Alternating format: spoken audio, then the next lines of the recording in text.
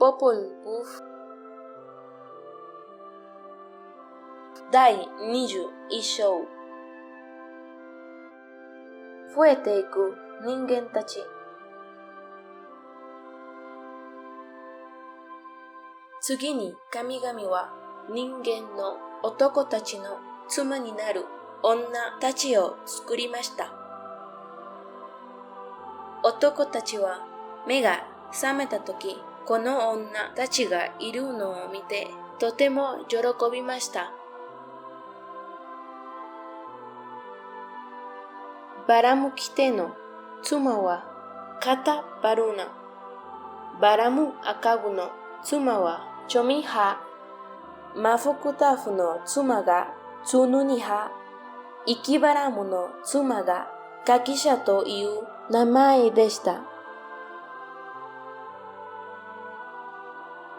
妻たちは子供たちを産み、子孫が増えていきました。そして、基地の祖先となったのです。神官や釘碑なども彼らが祖先なのです。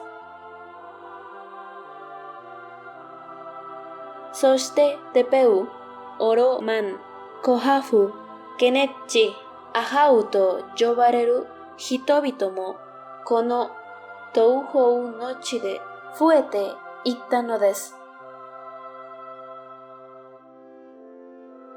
その他、タムブの人々、イロカブの人々、カウイキブの人々、ニハイブの人々、アハウキチェの人々など多くの人々がここで増えていき、一緒に住んでいたのです。そして肌の黒い人間、白い人間もいれば、様々な言葉もありました。